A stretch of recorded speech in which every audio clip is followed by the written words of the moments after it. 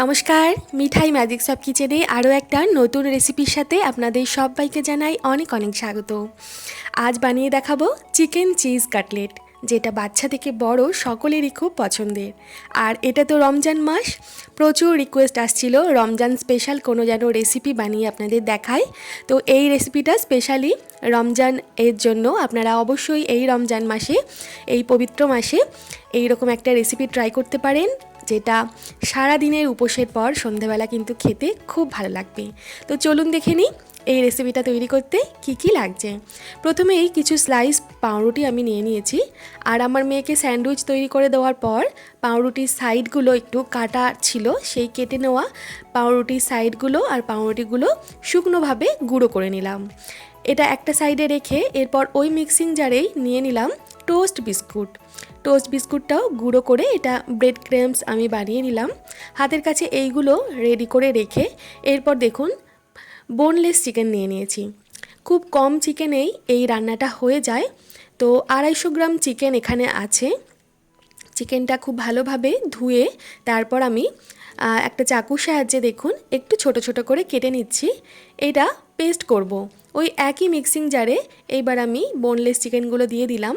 ছোট ছোট করে কেটে রাখার কারণে চিকেনটা ভালোভাবে পেস্ট হয়ে যাবে। পরিমাণ মতন কাঁচা লঙ্কা এখানে দিয়ে দিলাম। আপনারা চাইলে এই সময় আদা আর রসুনও দিয়ে একসাথে পেস্ট তৈরি করে নিতে পারেন। আমার কাছে আদা রসুন বাটা আলাদাভাবে তৈরি করা আছে। আমি প্রত্যেক রবিবার আদা আর রসুন সারা সপ্তাহের জন্য বেটে ফ্রিজে স্টোর করে রেখে দিই। তো আমি আদা রসুন বাটাটা পরে দিচ্ছি। এইবার এই পেস্ট করে রাখা চিকেনের মধ্যে পরিমাণ মতন লবণ, সামান্য হলুদ, একটু ভাজা মশলার মধ্যে জিরে আর ধনে আছে সেটা দিলাম ধনে পাতা কুচি, মিহি করে কুচোনো পেঁয়াজ আর মিহি করে কুচোনো ক্যাপসিকাম। বাচ্চাদেরকে এইভাবে কিন্তু আমরা সবজি খাওয়াতে পারি। এখানে আপনারা মিহি করে কুচোনো গাজরও অ্যাড করতে পারেন।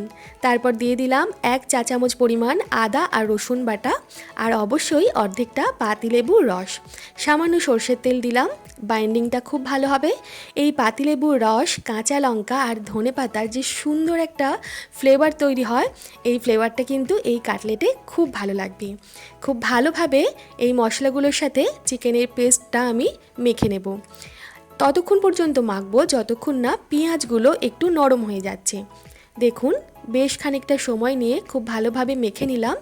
এইবার একটু জল ছাড়বে, লবণ দেওয়ার ফলে পেঁয়াজ ধনেপাতার থেকে একটু জল ছাড়বে। তো সেই জলটা শুকনোর জন্য আমি দেখুন একটু ওই পাউরুটি গুঁড়ো করে রেখেছিলাম, সেই গুঁড়ো পাউরুটি মিশিয়ে নিলাম। মিশিয়ে ভালোভাবে মেখে নেব, একটা সুন্দর ডো তৈরি করে নেব। খুব বেশি নরমও হবে না, আবার খুব বেশি শক্তও হবে না, এমনভাবে ডোটা তৈরি করব।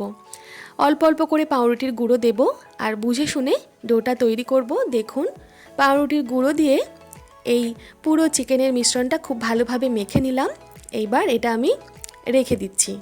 5 থেকে 10 মিনিট সময়ের জন্য রেখে দেওয়া যেতে পারে। এরপর দেখুন আমি যেহেতু চিজ চিকেন কাটলেট তৈরি করব, তাই চিজ স্লাইস নিয়ে নিয়েছি। এখানে চিজ স্লাইসটা এইভাবে খুলে স্লাইস চিজটাকে আমি টুকরো টুকরো করে নেব হাতের সাহায্যে, তাতে কাটলেটটা তৈরি করতে সুবিধা হবে।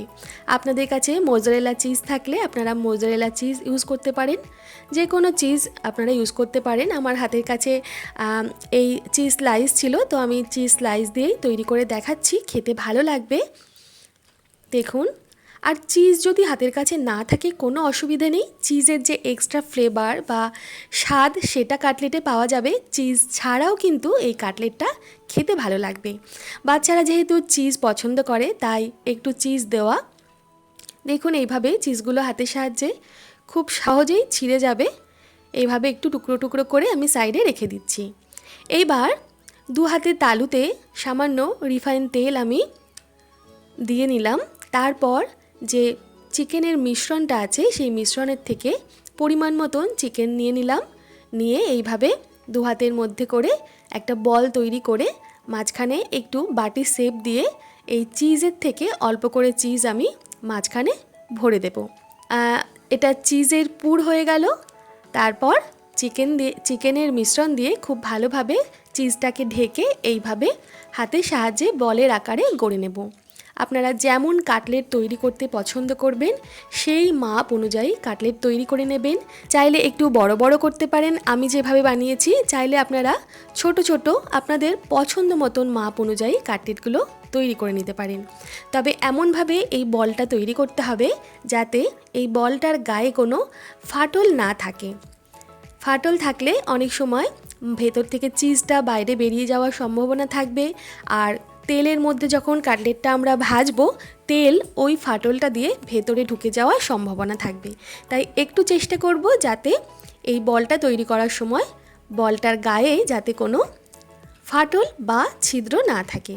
দেখুন এই একইভাবে সমস্ত কাটলেটগুলো প্রথমে আমি এইভাবে গড়ে নেব।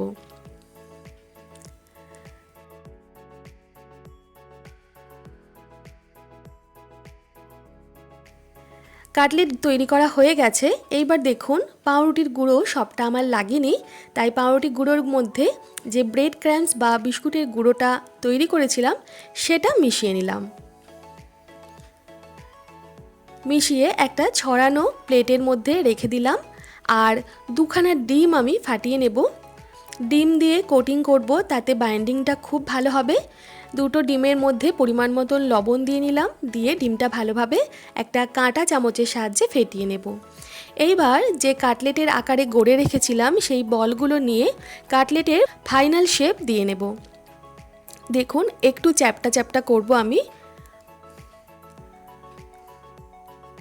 একটু ধৈর্য সহকারে হালকা চ্যাপটা করে নিয়ে তারপর প্রথমে ফ্যাটানো ডিমের গোলায় কাটলেটটা দিয়ে তারপর আমি দিয়ে দিচ্ছি বিস্কুটের গুঁড়োর মধ্যে।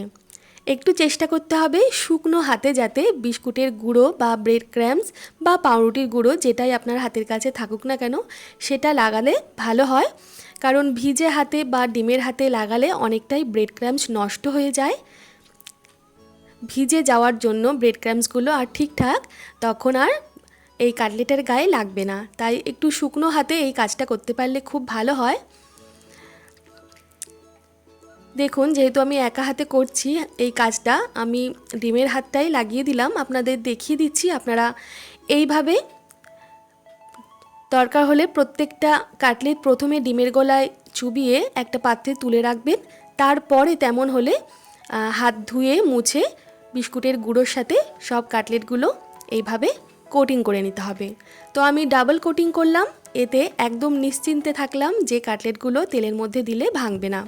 প্রথমে ডিমের গোলায় দিয়ে বিস্কুটের গুঁড়োর সাথে মিশিয়ে আবারও ডিমের গোলায় দিয়ে বিস্কুটের গুঁড়ো ভালোভাবে গায়ে লাগিয়ে নিলাম।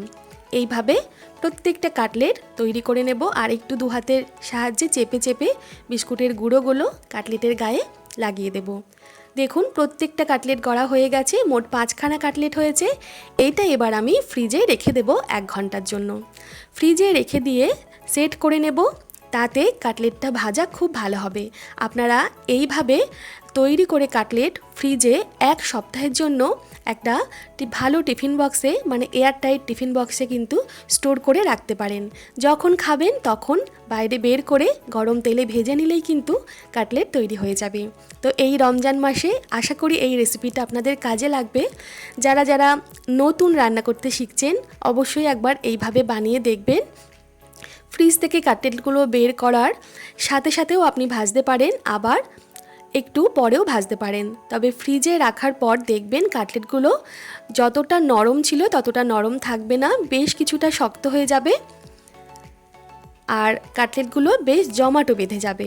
তো আমি ফ্রিজ থেকে বের করার সাথে সাথেই তেল গরম করে ভেজে নিচ্ছি। দেখুন হালকা আঁচে এই কাটলেটগুলো ভাজতে হবে, নাহলে পাউরুটির গুঁড়ো বাইরে যেহেতু লেগে আছে চট করে পুড়ে যাওয়ার একটা সম্ভাবনা থাকবে। প্রত্যেকটা কাটলেট এইভাবে ভেজে আমি তুলে নেব, তারপর গরম গরম সার্ভ করে দিতে হবে চিকেন চিজ কাটলেট। এই রেসিপিটা কেমন লাগলো অবশ্যই কিন্তু একটা কমেন্ট করে জানাবেন।